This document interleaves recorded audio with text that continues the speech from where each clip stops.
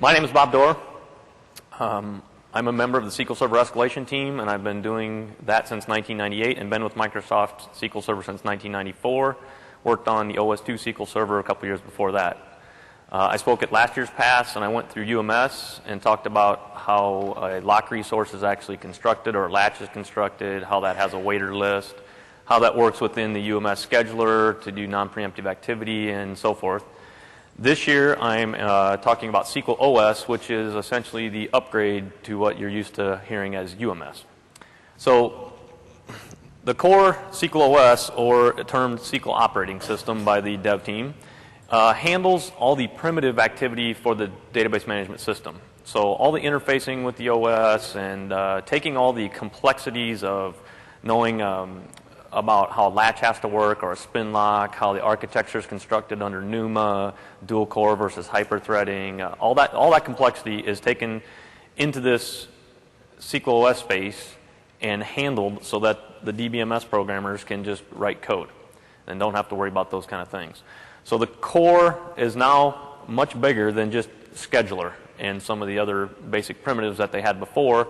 The core now includes scheduling, memory, buffer pool, hosting, which we'll talk about later, exception handling, user dumps, lock monitor, locking primitives, latching primitives, and the list kind of goes on and on from there.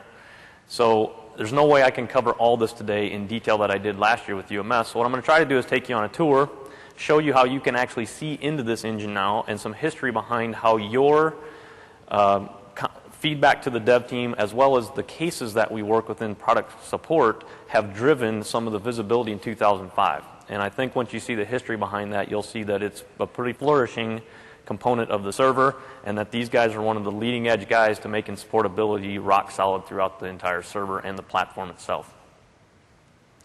So I want to kind of give a brief overview of what SQLOS looked like. And what they've done is they've exposed a set of APIs, interfaces, and things to other components. So within SQL now, as I mentioned before, we have the lock monitors, we have a resource monitor. The resource monitor is now responsible for basically lazy write activity of all caches except for data pages. So it's now been consolidated under there. Lazy writer handles only data pages now. You've got a scheduler monitor, which I'll talk about, that monitors. That's, some of you have seen the 17883 messages we've added in SP3. That does a lot more. We'll talk through that a little bit. SOS encompasses your buffer pool, the memory manager, your scheduling, synchronization services, the I/O subsystem, and it interfaces with these external components. So the storage engine developers go through the SQLOS API.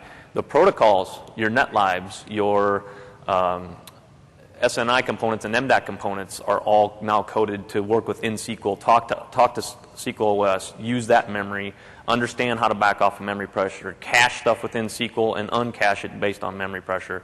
And it also has all the hosting interfaces for threading, synchronization, and other components from CLR. So it's basically your foundational element within SQL to drive all of this. So the first thing I'd like to mention is the dedicated admin connection. There's a few caveats I want to go through here, but this was kind of bore out of the SQLOS space that the common things I get to look at and the common thing these guys get to look at are often user dumps. By the time you get to here and something's stuck, there's normally not a lot of good visibility on the system to see it. So one of the things we want to be able to do is say, look, if the system gets wedged for whatever the reason is, let me in. Let me see some stuff. Let me collect some data so that I can make some decisions and maybe, do that so the customer can solve the problem before they come in. Hopefully actually do that before you have to call us at all. So a couple things you need to know about it. It's a admin-only connection, and only one is allowed at any one point in time. So it's more of an emergency type thing. Get in, do your work, finish it, close your connection. If you leave it open on your desktop, the admin that comes in behind you or the night guy or whatever the case may be is probably not going to like you very much if he can't get back into this and he's got a wedge server and ends up having to bounce it. So be aware, it's one, it won't time out, and you need to do that. It listens on a separate TCP-only protocol. So it gets its own scheduler on its own memory footprint, and it listens on its own IP connection. So it's essentially this nice little centric facility to get into the server that has nothing to do with any of the main schedulers and the main memory of the actual SQL server to just get in and start looking at things. It's only turned on locally by default. So unless you go through the surface area config and allow remote connections, you can only connect on the local machine. You can't connect from a remote machine. So that's one thing you have to be aware of. And on clusters, because it's local only by default, a cluster by default is a remote connection. So you can't use it on a cluster until you turn the remote only on. Or excuse me, the remote also on. Simple way to get in it is to use SQL command -A. That'll let you in. There's been several demonstrations that have been around that maybe some of you have been to. If you use admin : and the server name in the new management facilities, you can get in that way as well. It's not for everyday use, as I mentioned. It's not to go in there and do a whole bunch of other stuff. It maintains its own separate memory area. Some do's and don'ts you should be aware of in this one. Use simple DMV queries. Don't construct these elaborate things. Normally when you're in this connection, you're looking for something that's already went bad on the server. You don't want to try to bump into that bad behavior again. So what you want to try to do is collect the data you need to determine what's going bad, but not necessarily engage within that, because if you run a query that's, for example, you have a blocking activity going on. If you run a query that you know is probably going to get blocked in that same thing, then you're going to block the DAC connection. So just be aware of what you're trying to go after and what you need to do. Avoid memory-intensive queries. Normally when you're in this situation, you don't want to be doing big memory allocations. You don't want to be doing big sorts and that kind of activity. Don't avoid DDL and don't run DBCC commands. It's not made for that. That's not what this connection is made for. It's not made for administrative particular utilities. It's kind of actually a bad name. It probably should be dedicated diagnostic connection or dedicated emergency connection or something to that effect. Avoid using the old SQL 2000 DMVs. There's a lot more new ones, give you more data. They're tuned. They're made to do that. And some functionalities, for example, backup is simply disabled. If you try to run a backup, you just get an error. So there are certain things that just simply won't run over there. It doesn't make sense to run backup over there. The implementation of a backup requires an extra thread. You can't create an extra thread on the DAC scheduler. The DAC scheduler is limited to one thread and one thread only. So to show you what this team has done and worked with myself and others to do, I need to take you through a little bit of history. And I think if you see the history of how these DMVs came about, and you understand the fact that the SQLOS team was the first one to start building the DMVs, and in fact the SQLOS team owns over 30 of the 82 DMVs, you'll understand the visibility they've given you into the core engine of the server to allow you to do your jobs better, understand what's going on, and realize how you can work within SQL to do better and bigger things. So the first thing that came about is we've always had DBCC SQL per QMS stats. It's not bad. It gives you some basic stuff, tells you the number of idle workers, the number of workers created, number of work requests, and some other stuff. It's not bad. That's the first start. That's what came out. It's been around since SQL 7.0. What we kept finding is that in these wedge server cases with 7.0 and 2000, it was get a dump. Go get a dump, bring it in and look at it. Well, for those of you who've ever been under the debugger and tried to automate some stuff, you end up with some of these weird commands like POI, inside of POI to dereference pointers to pointers. Well, to walk through a 4 CPU box and get one piece of information off the scheduler, you need 8 POIs inside of each other, and then you have to do it all over again. And even myself, who've done this hundreds of times, to get the information I need off of one CPU to walk through this by hand takes me 5 minutes. Automated in the debugger a little bit that way, I can get it down to about a minute and a half. But you're talking just one CPU is slogging through all this data and collecting it and writing it on a piece of paper or putting it in an Excel spreadsheet trying to do all this. So it's very difficult. So I'm out with my colleagues one day on a walk, and we're kind of complaining about it. Man, I'm getting tired of digging through this dumps the same way. Maybe I should try to use remote extension.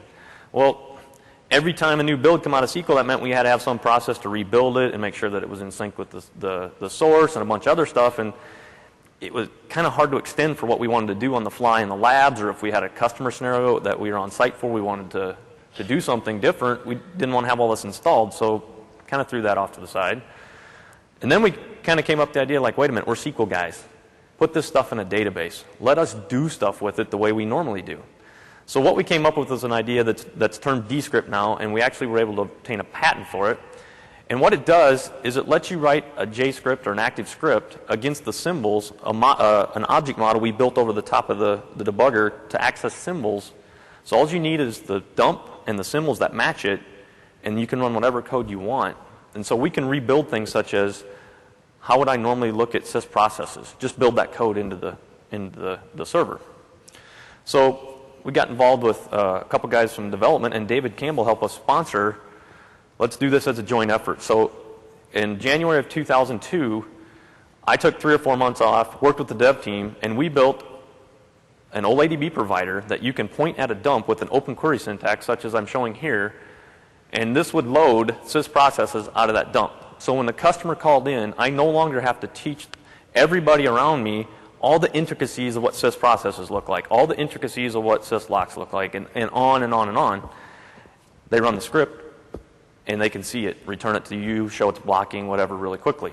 So what we've done with that team is they've eventually taken over all this stuff, but when we went out in May of 2002, we ended up with over 80 scripts to show all kinds of stuff for your SQL 2000 and 7.0 servers.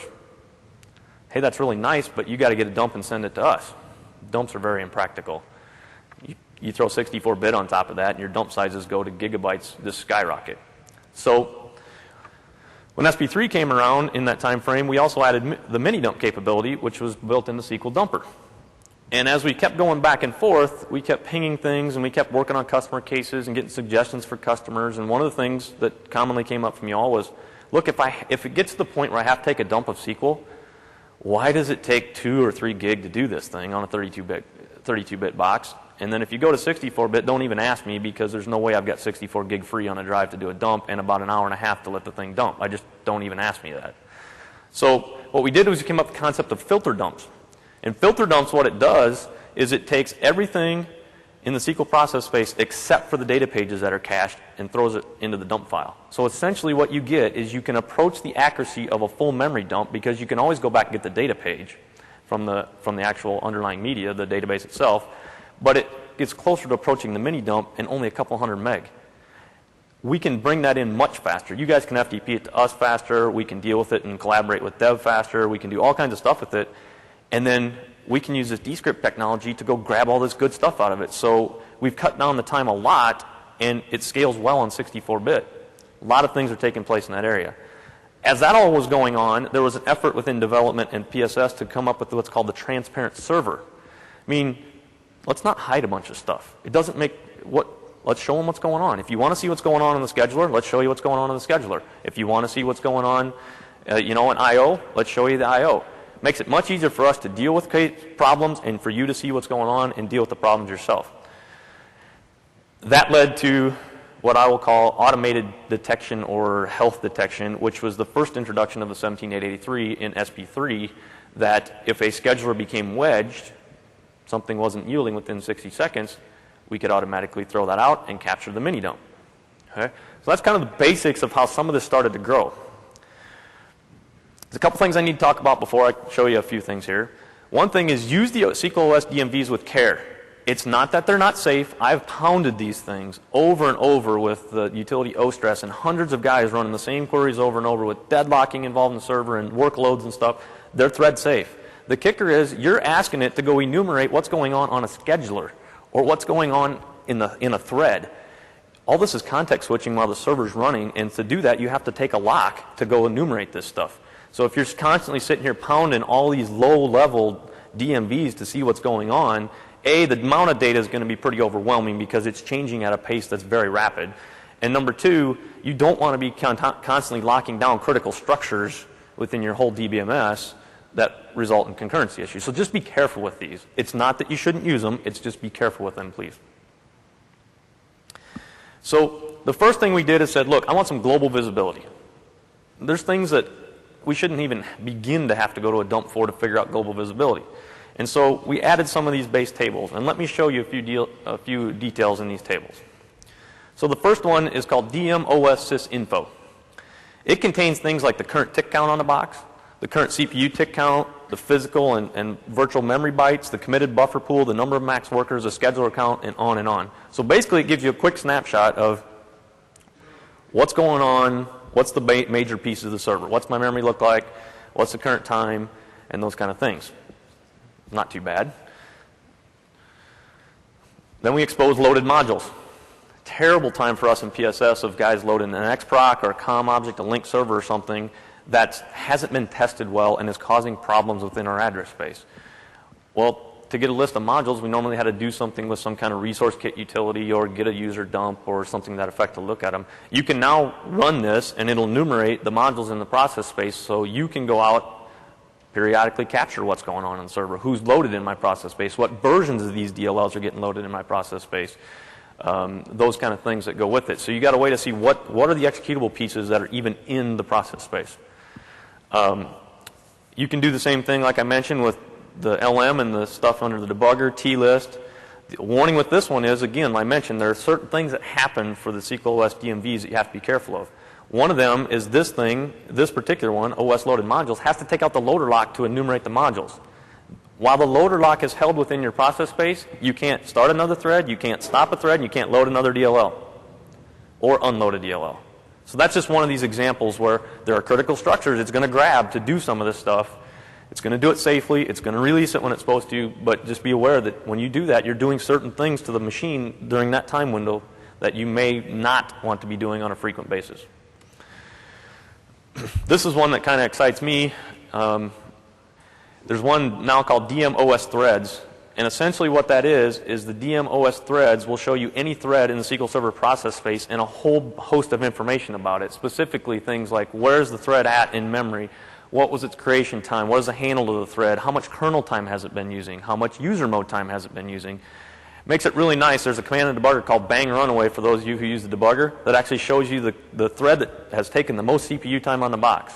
I can do this live on SQL Server by a query. I can just keep looking at it and say, hey, who's taking the most kernel or user mode time on the box? Which one's doing this? That thread can be linked back. So now let me step back a minute and kind of give you a little terminology before I go off this slide. So when I talked about UMS, there was the UMS scheduler, and there was the worker pool associated with each UMS scheduler. There was a worker class, a UMS worker. There was a UMS work request. So what happened when a request came into your system is you got a new work request, and it got enqueued to a scheduler. Got enqueued to the scheduler with the least amount of users already created on that scheduler. Got picked up by a worker and got bound to that worker. Went and did its work until it was completed, end of batch, and then put itself. Worker got back to the pool, request was tore down, went around the cycle. SQLOS still maintains that kind of mentality. The class names have changed, so I want to go over them a little bit with you because you may hear them. So now you have an SOS scheduler. Not too inventive, but goes along here. You have an SOS worker. You have a task, an SOS task. So what happens now is a task comes into your server. New request, new login, new batch, whatever. That's now considered a task. That task goes to not the scheduler. It's no longer bound to the scheduler in which the connection occurred. It now looks, and it will go to the scheduler with the least number of tasks associated with it if its preferred scheduler doesn't already have 120% more tasks than was already there. So we've got some basic ability to move you around. So you can't get this situation where you get locked onto a scheduler and maybe somebody else is running a really heavy query for a long time over there and guys are building up behind him and you kind of get in this queuing model. So that all goes together, and as I'll show you here as you can walk through your DMVs here, you can actually see how a SOS worker gets bound to a task, that gets bound to a thread, that sits on a scheduler, that relates to a request, that relates to a session. Big mouthful, but I'm going to be able to demo this all for you today. You can see all this now. Last year, all I could do was tell you about it and hope you theoretically could draw it on paper again when you walked out of the room. So hopefully we can go through some of that, and it'll make a little more sense here. So one of the most exciting ones for me is this other DMV called the DMOS ring buffers. And what the OS developers did here, the SQLOS developers did, is said, look, I think I can maintain a ring buffer, and I can do it live on your server, and you won't notice the performance impact from SQL 2005. And they did it. So what we have is a series of ring buffers within the server that will actually show you various things. So for example, that ring buffer exception, today you're used to seeing an error message. Table doesn't exist, 208 for example. Internally to SQL, that's considered an exception. It's thrown as an exception, it's caught and handled. I can go to that ring buffer and see the last 64K worth of errors that happened on my server live. So if somebody said, I'm having some problem, you don't have to have a trace running to go figure out if somebody hit a out-of-memory error. You can go look in a ring buffer. Similar things happen with resource monitor showing what was the memory status on the machine. Some of these will run, and they have enough room that the frequency they run will actually be able to roll out 4 hours worth of data for you to show you can go back and see like processor utilization over the last 4 hours and some other very handy features. So you have a live, active thing. The one that's most intriguing to me, because I'm normally debugging these things, is actually what's called the scheduler monitor and the scheduler ring buffer.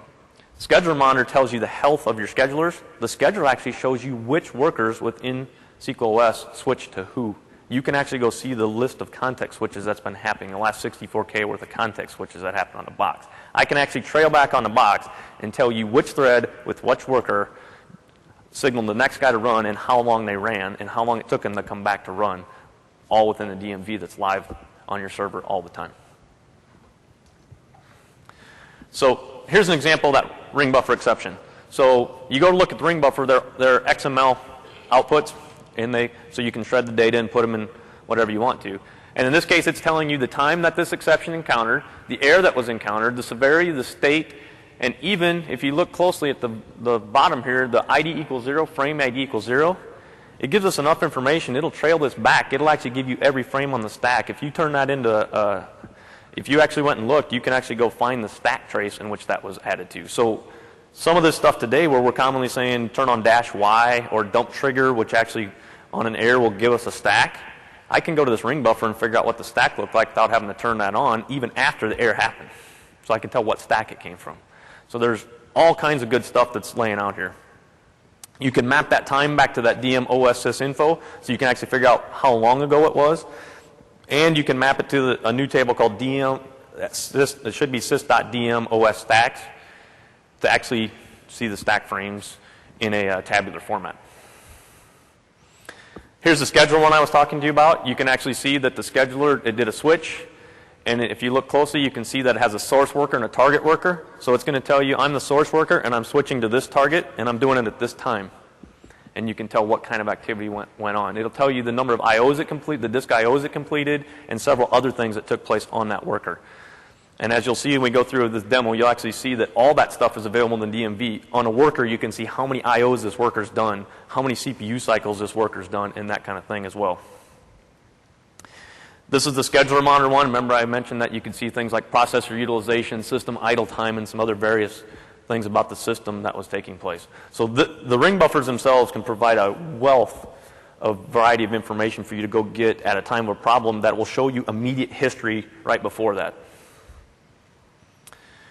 There's a DM OS host. This thing is actually pretty extensive. I mentioned to you earlier that we now host what we call hosting our MDAC and CLR components.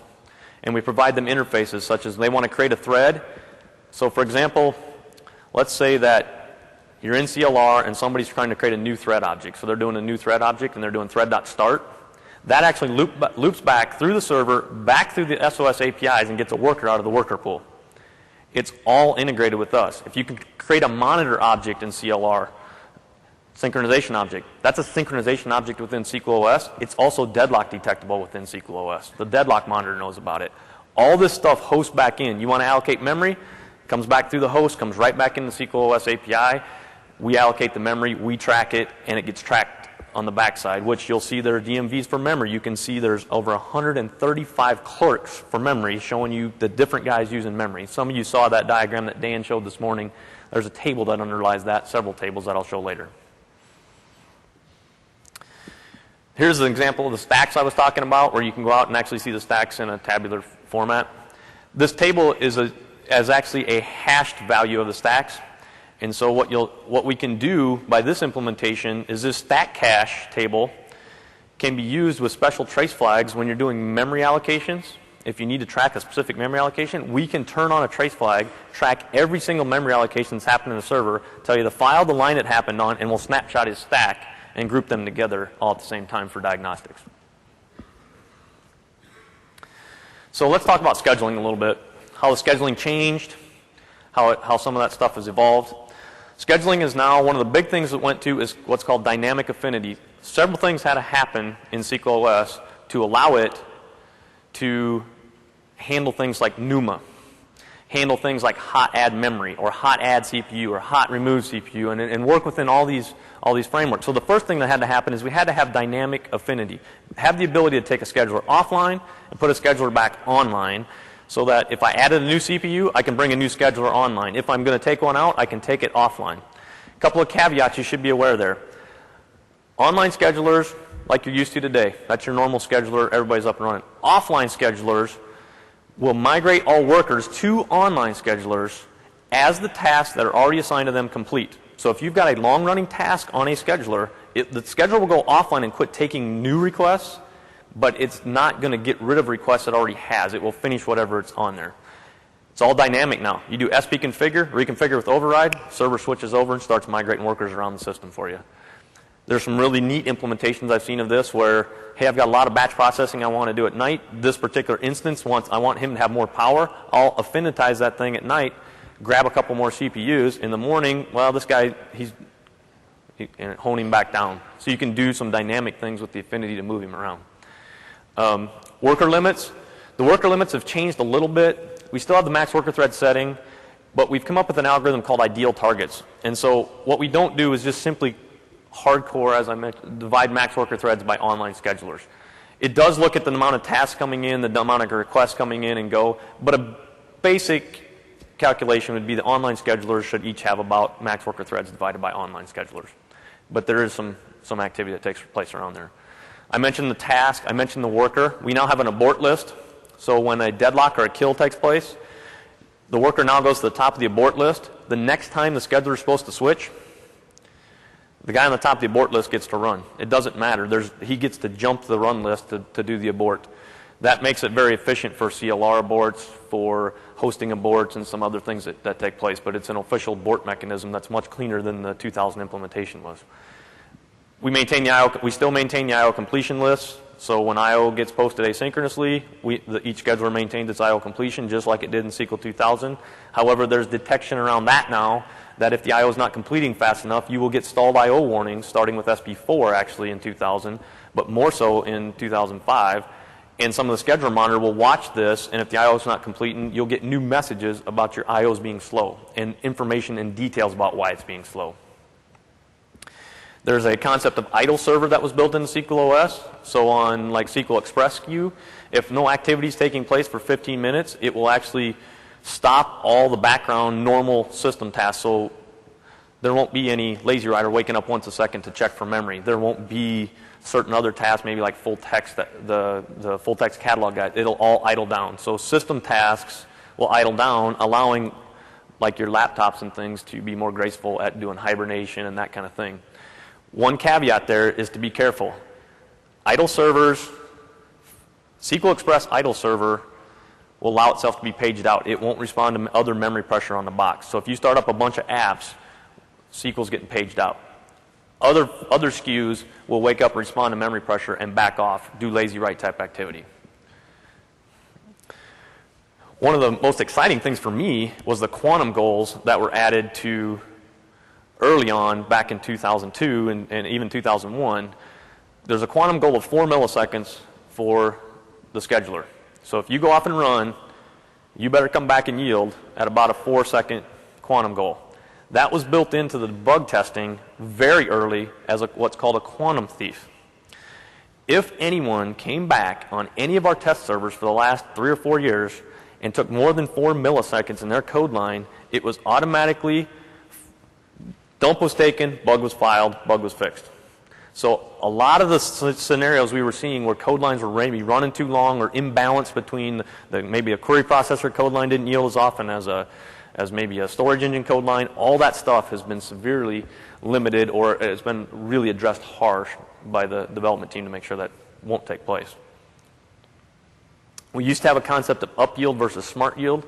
Some code lines would actually get to go through a loop 100 times before it yielded. Other code lines would get to go through the loop 4 milliseconds before it yielded. There's no more concept of that anymore. It's all now this smart yield concept. It's all quantum based. You've been going for 4 milliseconds, you should yield. That's all it's down to. Scheduler Monitor takes care of monitoring all this activity on the schedulers. Scheduler Monitor today in 2000 is very light. It's a simple deadlock check. Have I made any progress on the scheduler within the last 60 seconds? Scheduler Monitor has been significantly enhanced in 2005. It monitors on a per node basis for NUMA. It checks for issues every 5 seconds now, and it's got 4 messages that it can raise. The first one is still the one you're probably used to seeing, the 17883. A single scheduler has got a non-yielding task. It also can do a 17887. I called an I/O completion routine. The I/O completion on that scheduler has not completed within its quantum. So if there's some I/O issue going on in the box. 17884 is there's no work progressing on any one of the schedulers. 17884 is distinctly different from 17883. 17883 says it hasn't yielded in its allotted time. 17884 says it might be yielding, but everybody on that given scheduler is not processing new requests. So for example, if I send off a query that I send off 600 queries to the server. It's only configured for 255 workers. Most, 2/3 of them queue. But if the queries themselves take more than 60 seconds, you're going to get told about it. We're running queries out here. We're running, things are going, but no new work is being processed because you've got something else going on.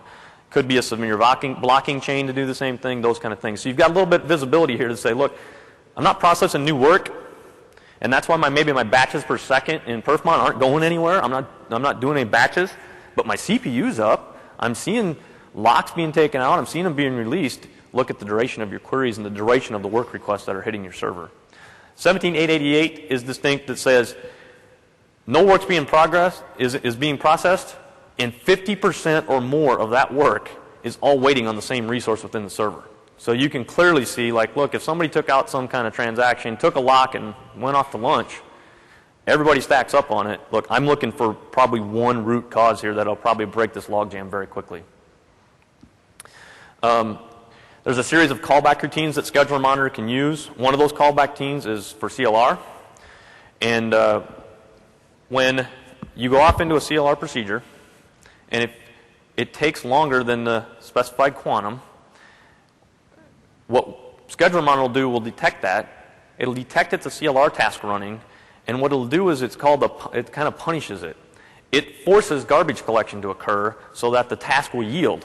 When that task yields, he gets punished for the number of quantums that he didn't give back to everybody else. He has to sit and wait his turn, and everybody else gets to run, and then we get back on and go, so that we don't have this imbalance between maybe how CLR code is written internally and how SQL is written. We get to make everybody keep moving through the system.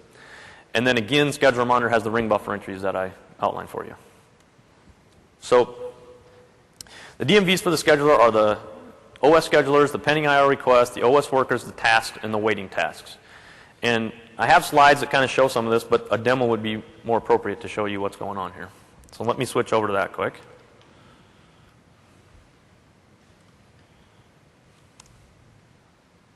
So let me show you a few things up front about the history stuff I talked about, and then I'll show you the demo of how you can actually take a request and actually see all the stuff you've been wanting to maybe get your hands on. So this is an example, again, of the query. That'll load the module row set. And what I've done is I went through and I've loaded a user dump from SQL 2000 into the database, and I'm going to contrast that a little bit with what's available today through the DMV so you can see how this all is kind of migrated forward. So if I use this database, I've got a table called table module. It's been loaded. Has the stuff in it that you might expect. Base object name, or the base name, where it's loaded in memory, whether it's a debug, what the version is, the major, minors, checksums, and other activities.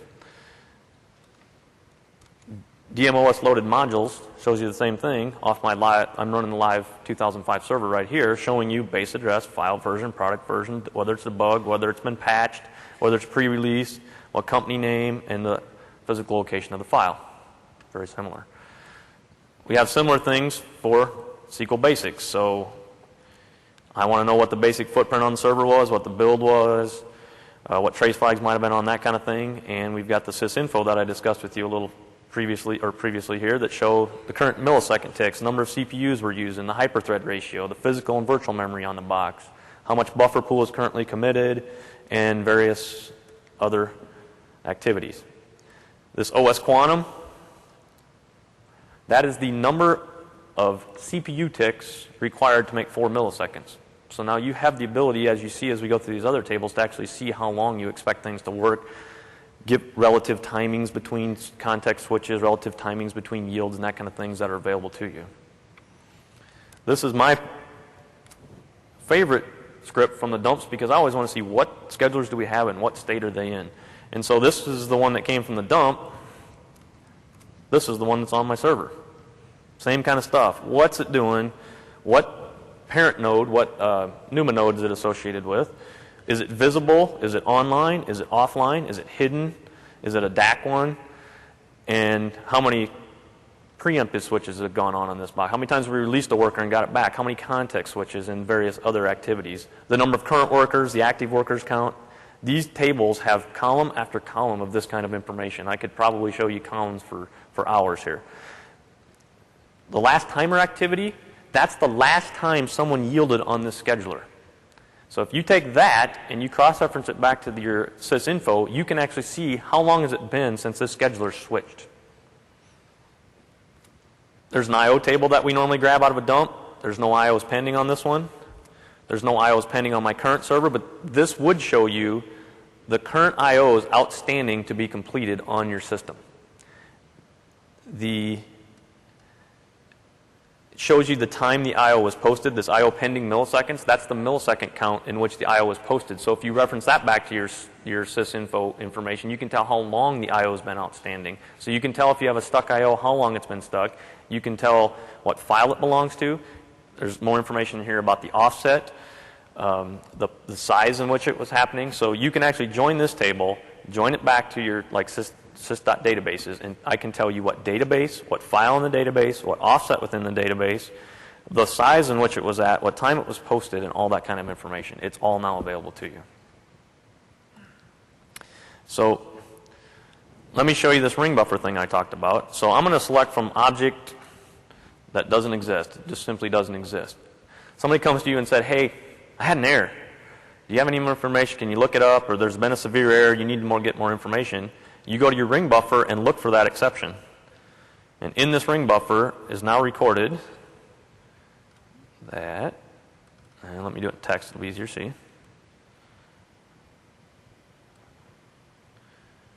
I had an error 208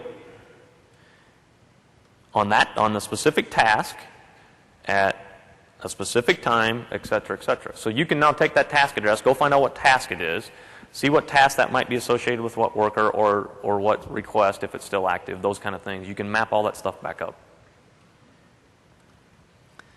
So let me show you a blocking issue. So I've got a blocking scenario set up here. It's very simple. Client 1 created a table, inserted, and then is going to wait for 10 hours before he's going to commit the transaction because he went off and went home for the night and decided to forget to commit his transaction. Client 2 is just going to try to delete from that, and he's going to get blocked.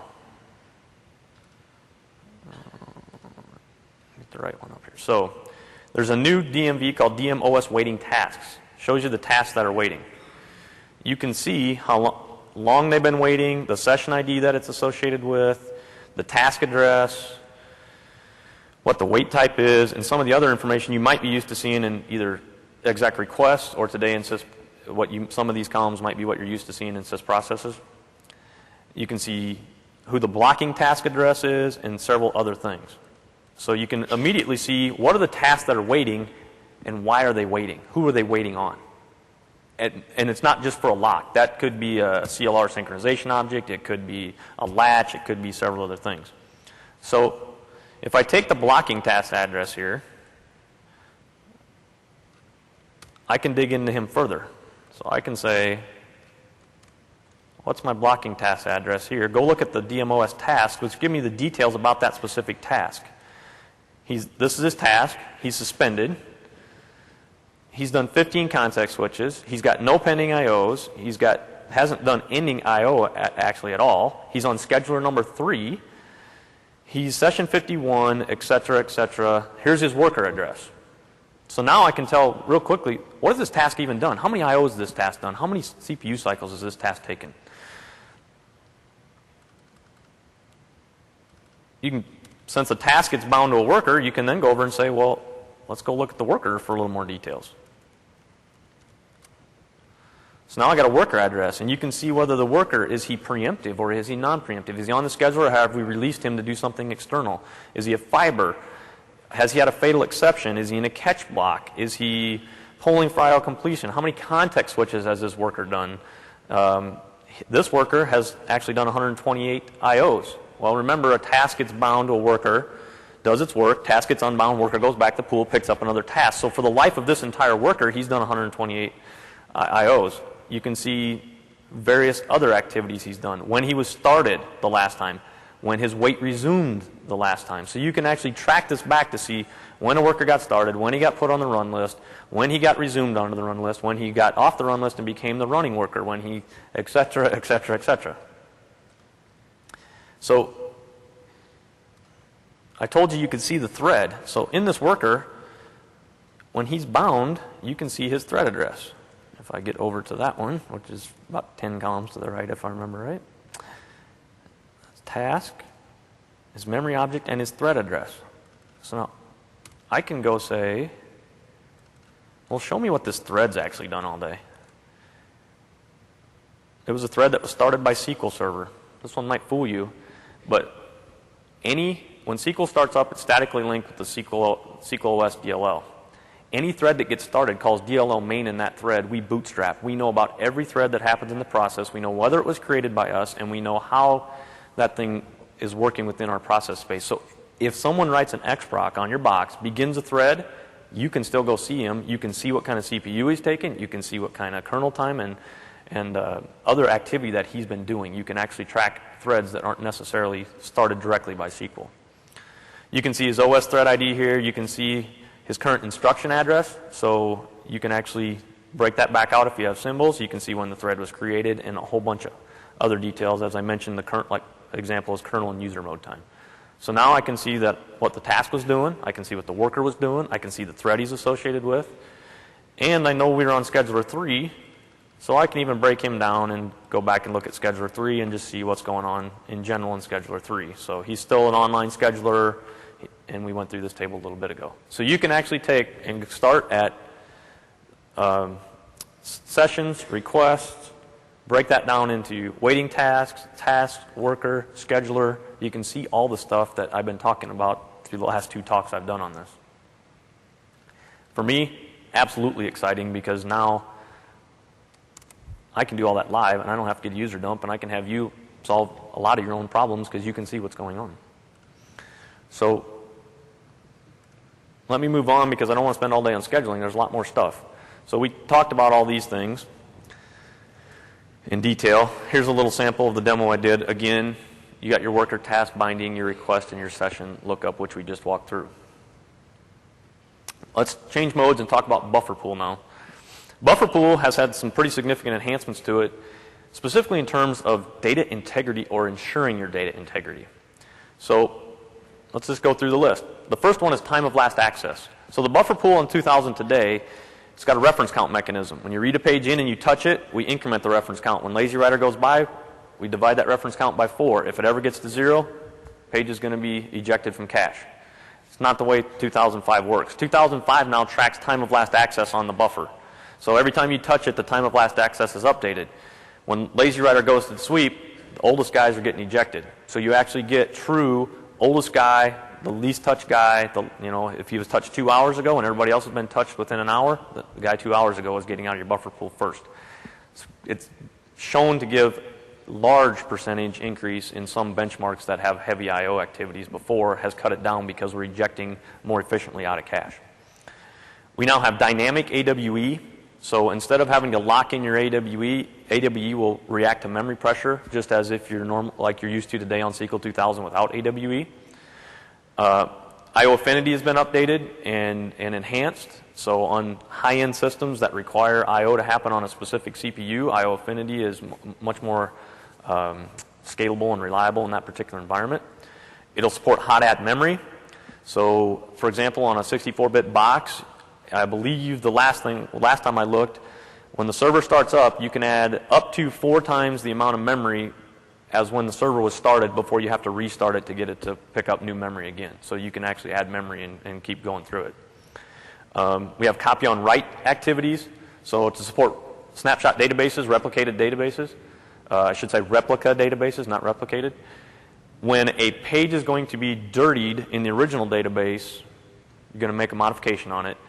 A copy of that page is made into that replica database, your snapshot database, before the page is allowed to be dirtied. So it all works together so that we only have to move those pages out of the main database that are actually being changed since your point-in-time snapshot.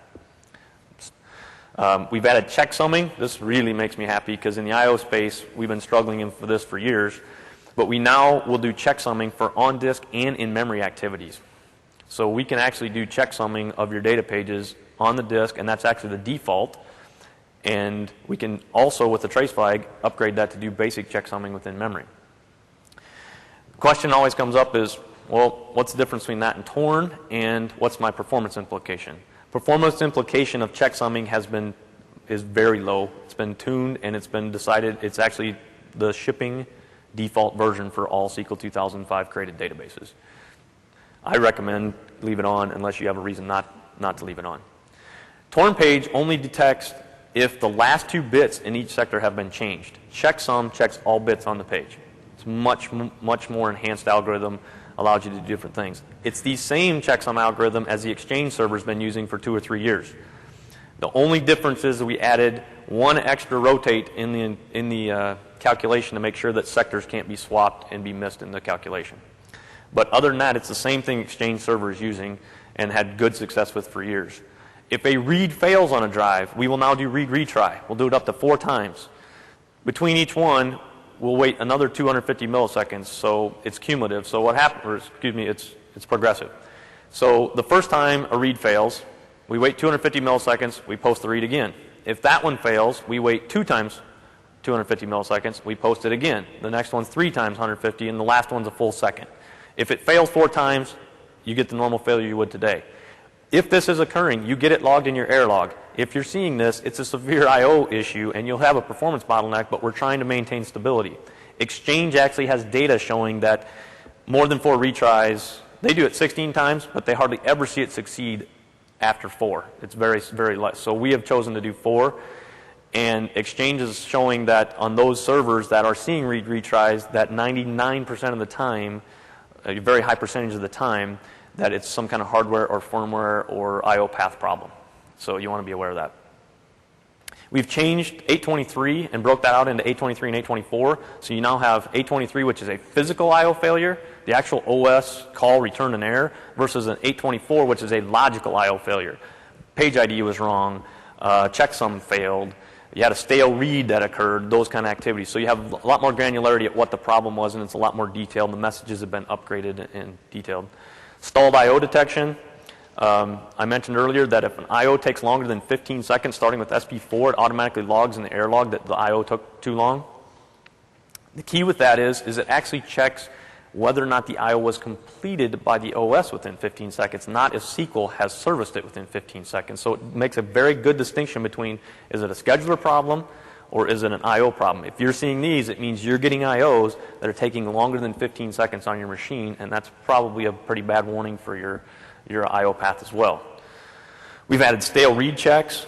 Trace flag 818, when you can turn that on starting with SP4 as well, and in 2005, is a hash array. Very little impact, and what it'll do is it'll keep track of the last I/Os posted out or written back out to your data files and log files. And when those are read back in, it checks the LSN to make sure it was the LSN we thought we wrote. If not, it will flag it as an error. So let me give you a simple example on that, because we've spent a ton of money trying to support a specific problem with this one. Page is supposed to be getting written to disk, and when you read it back, it would return you the old version out of the hardware cache. So I inserted a row, thought I wrote it to disk. It was getting lazy wrote. It was a lazy write activity, so I don't know anything about it in the buffer cache anymore. I eventually come along later, read it, got the old data back. I'm missing a row. There's nothing in SQL that will absolutely tell you that. It's not a 605. The page ID is not wrong, or the object ID is not wrong. I should say 823 or 605. Page links might be okay. There's nothing really there to tell you that you just broke foreign key primary key consistency in that particular table or you lost that data. So stale read checks do that. On a system that you think may be doing that, 818 is a very good solution for that.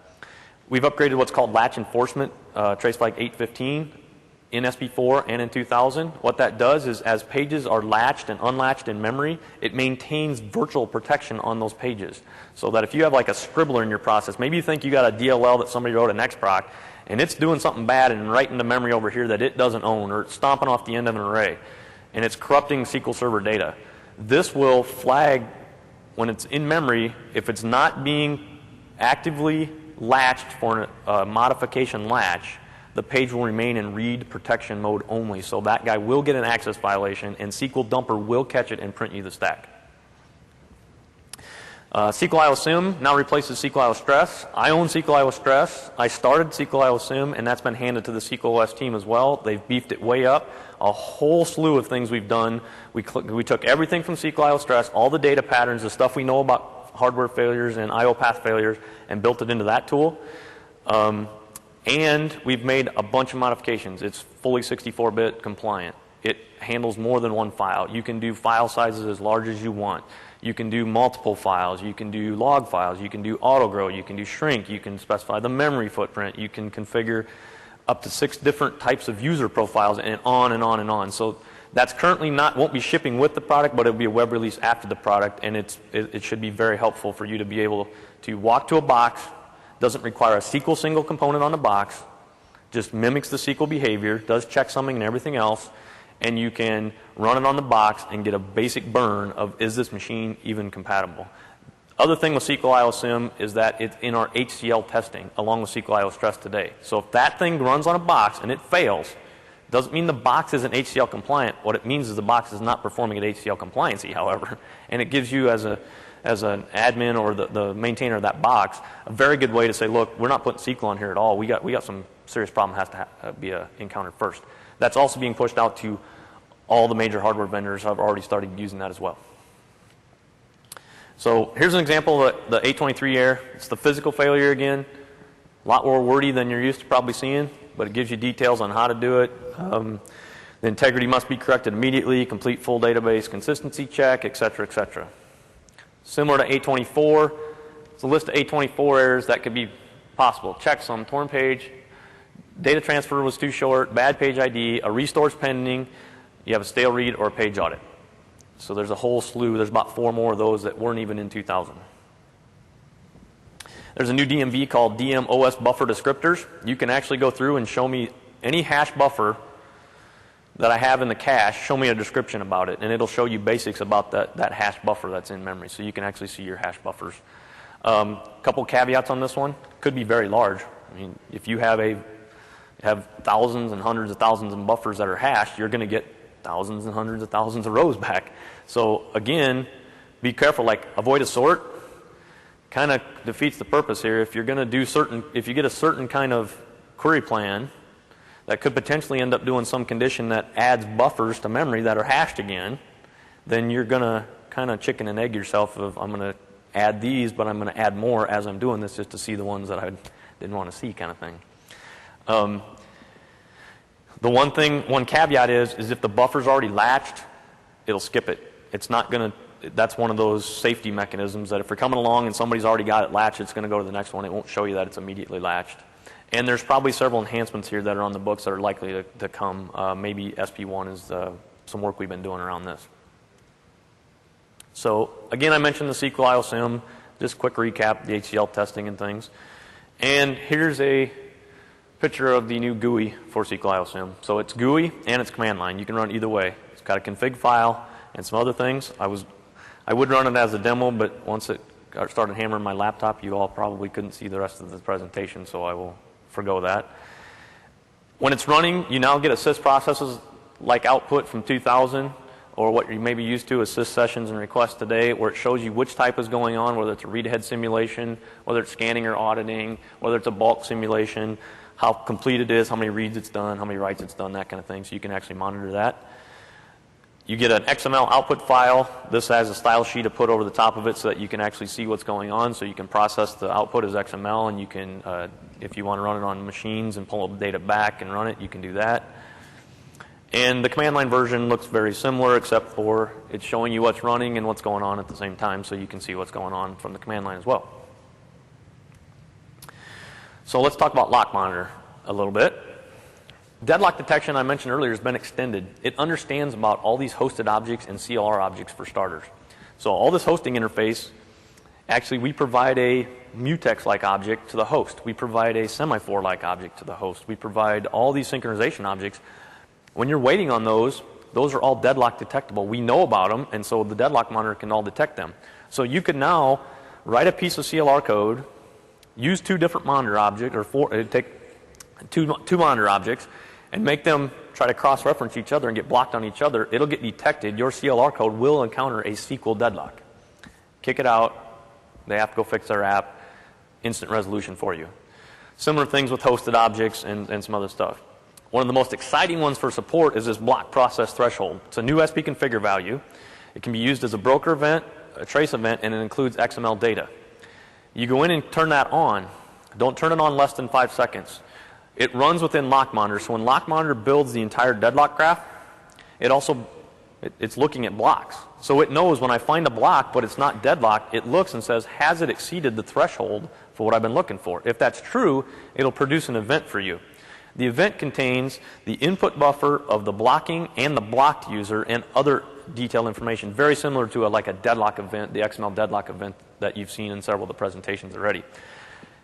Because that can be hooked up with browser, you can do all kinds of things with it. You can create a stored procedure that accepts it, binds it to a service, and you can notify yourself. You can do a notification to yourself. You could potentially kill the user and log stuff in a database about why you killed them. You can do all kinds of things without having to pull what you normally do today of sys process. It's blocked, how long it's been blocked. You can configure this thing to actually notify you it's happened.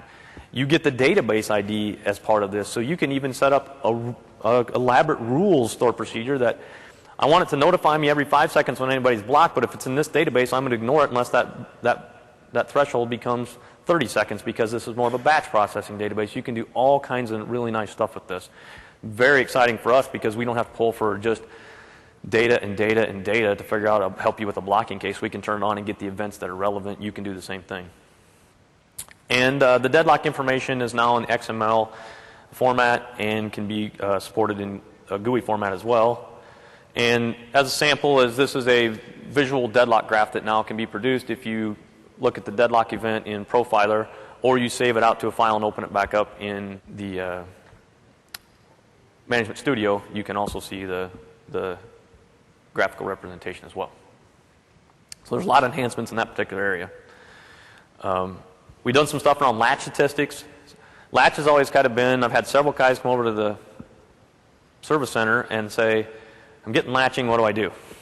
And then I'm back to square one. It's kind of a voodoo in 2000 because in 2000 all it was a latch. We didn't give you any description. It was just kind of, well, you had a latch. Well, latch means a lot of things in the server. In fact, it's like over 180 things in SQL 2000, and it's over like 300 different latches in SQL 2005.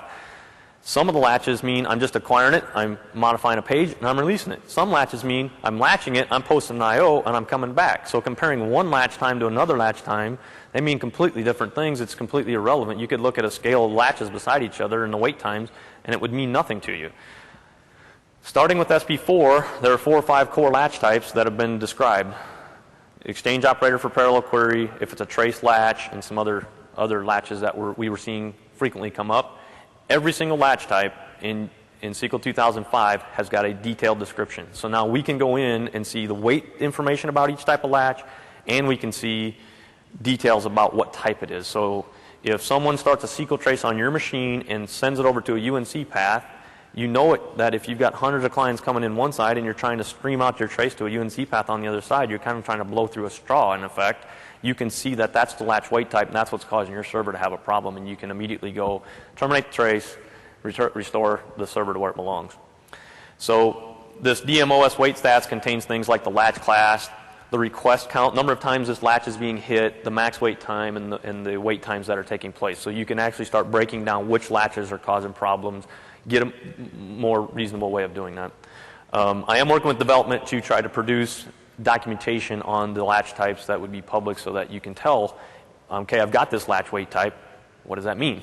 Yeah, good, you gave me 300 of them, but what does it mean? So we are working on that for you.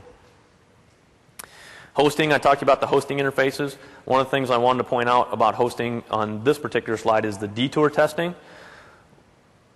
The SQLOS team are one of those development groups that you often refer to as the bit heads within our team. They're the ones that'll twiddle bits, and matter of fact, working on a case a couple months ago, and the SQLOS team was the guy, he thought he knew what the problem was, actually patched the executable so he could test it in the lab by hand. Those are the kind of guys we're working with in this particular space. They're very good. And so what they did is they knew, look, when guys are doing certain things, for example, if they create a critical section in their code and don't use the hosting interface, and then they yield someplace back to the processor through the hosting interface, they're probably going to end up holding the next guy that needs to get the access to that critical section. They're going to cause problems. Critical section isn't even supported underneath when you run in lightweight pooling mode because it has thread context. So what they did is they detoured a bunch of that stuff. If you try to enter a critical section in a debug build in a test lab, it detours it, throws an exception, logs a bug again. There's all kinds of stuff they did in this particular area to make sure the hosts that we're trying to host are going to play well and work well within the SQL Server process space. Mini dumps. I mentioned a little bit earlier to you, mini dumps happen for a lot of reasons now. Several more on SP4 and a lot more on SQL Server 2005 when we identify we're in a state that we need more than just a simple error message can provide. It's always the goal of the mini dumps that we avoid them. In fact, 3 years ago, the development team started a project that any time a dump was taken on any test machine, it would take a mini dump and a full dump. The full dump was not given to the developer. The mini dump was filed with a bug. If they couldn't solve the problem from the mini dump, they had to request the full dump through a specific web page. That web page flagged the management chain and required them to file new bugs and fix what they needed to add to the mini dump to resolve the problem on first occurrence. So Watson and that kind of stuff should be much, much better for us in the future. That's driven a lot of enhancements around what's called enhanced mini dumps. So the enhanced mini dumps allow us to, a developer can tag memory as he goes through a piece of code, and it becomes part of sort of a linked list activity at a simplified level. And if a dump were to occur, for some reason, an exception happened low level, or maybe you turn on -Y to see something, when the SQL dumper kicks in, it runs that linked list and includes that memory with it. So there are a lot of easy ways for them to tag the memory as they go by. If something would severely happen, we can get a hold of it. One of the ones that is always tagged is the ring buffers. So anytime you get a mini dump on SQL 2005, I can see the ring buffers in the mini dump every time. Every single time. So there's stuff that we're going to go get and make this much, much easier to do. Filter dumps are built in by default. 17883s are now going to Watson. They're not today, so we can get responses on those. There's cluster failover capability. You can enable an option on cluster failover to take a mini dump or take a dump of the SQL Server on failover. So it should reduce a lot of this problem where the cluster failed over and we're not sure. Well, now we can go get some stuff, and I can go look at the ring buffers at the time it failed over, and I can tell you whether the processor utilization was high, or I can tell you whether the memory footprint was, we were under memory pressure, or we weren't switching often enough. That's all in there now. So it's much, much better. All this core technology, you just should be aware, is being not only worked on by the SQL team, but Active Directory, Exchange, and some of the platforms guys as well to try to make this enhanced dump capability available so that when we do get a dump at Microsoft, we have a much better chance of solving your problem. It's under the whole guides of no repro required. So we're trying to be much, much more effective at that. Memory, we have new caching facilities for memory. We support hosted memory consumers. I've talked about that. It's LRU based on allocation cost in these particular ones. Earlier I mentioned the resource monitor. The resource monitor controls all caches except for the buffer pool. Buffer pool is now data pages and lazy writer. That's his job. Everything else, procedure cache, CLR cache, and any of the MDAC hosting caches, on and on and on, are all controlled by the resource monitor now. The resource monitor has both internal and external clocks, so it prevents one cache from getting too big if the number of entries gets large, or a reasonable size of it becomes too large, the internal clock starts sweeping, even though there might not be overall memory pressure. It adheres to overall memory pressure.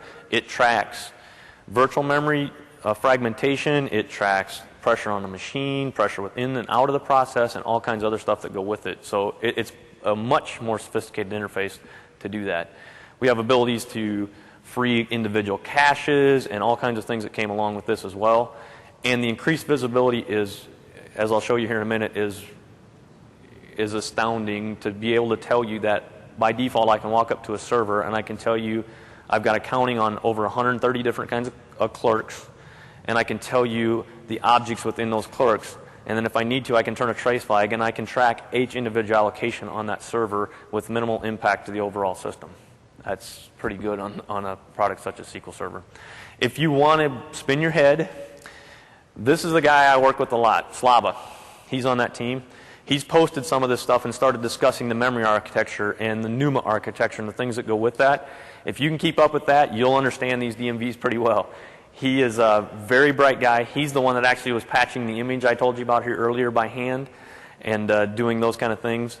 He's one of the guys we turn to when we're really stuck on, we just don't know how to move forward. It doesn't matter. He'll dig in and help with it. So that's a very good blog to look at. He wrote the memory interfaces.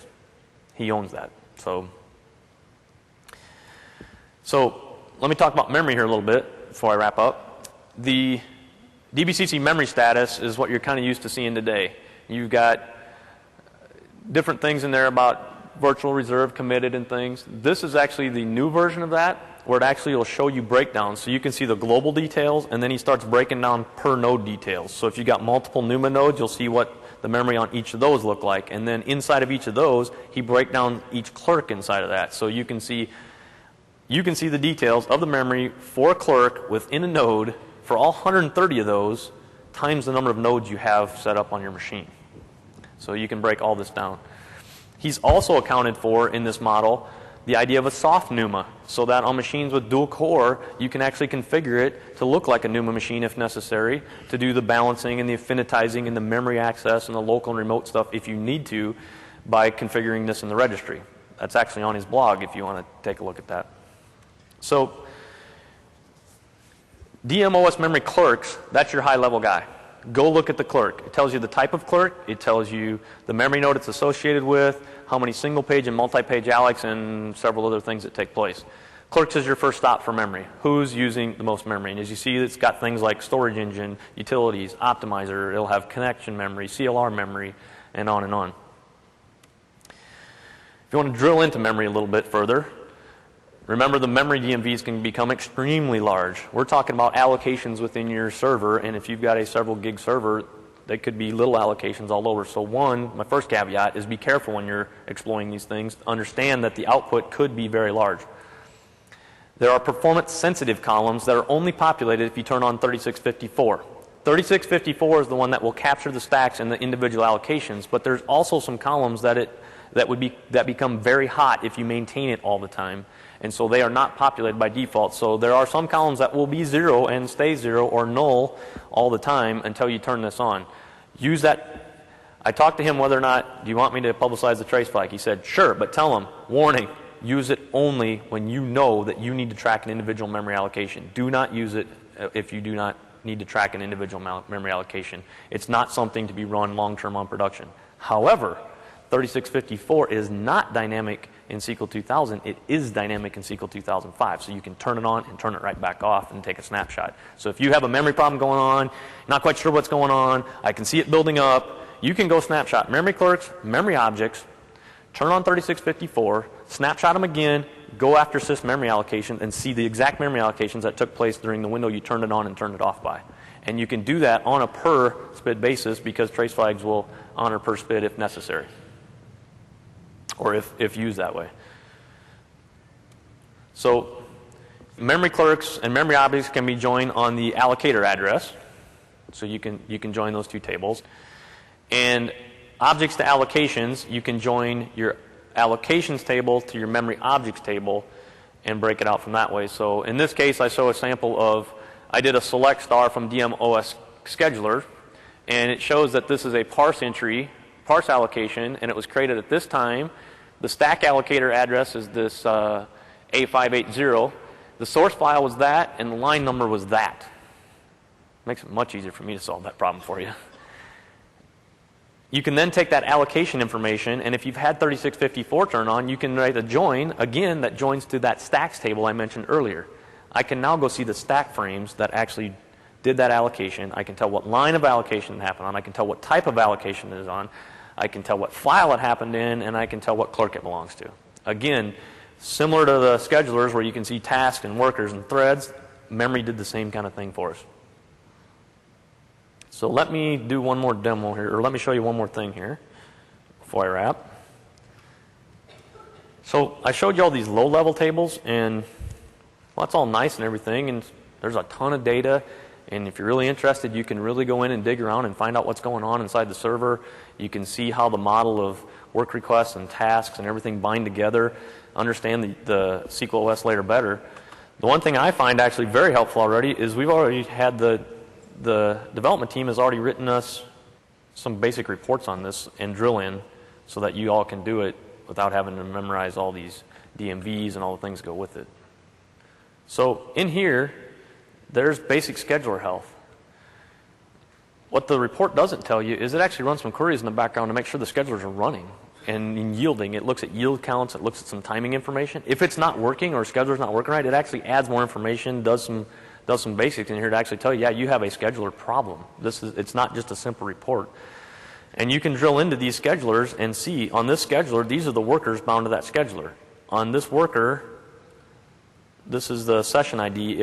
If it would have been bound, if that worker would have happened to have a task, you can actually see this is the request and the session ID that's working on it. It's all available in a GUI format, ready to go. This can be exported to Excel. You can do various things with. There's also another report that's pretty good in here about memory consumption. This shows you your clerks, but shows you it in a manner that you might be able to quickly see and drill into in a graphical format. Dan displayed this morning instead of having to look through that entire table. But if you're so inclined to do that, you can always go to the bottom and see your in table format as well. So there's several other ones like this. I won't take time to demo a lot of them today. But there's all this stuff that's built around some of this as well.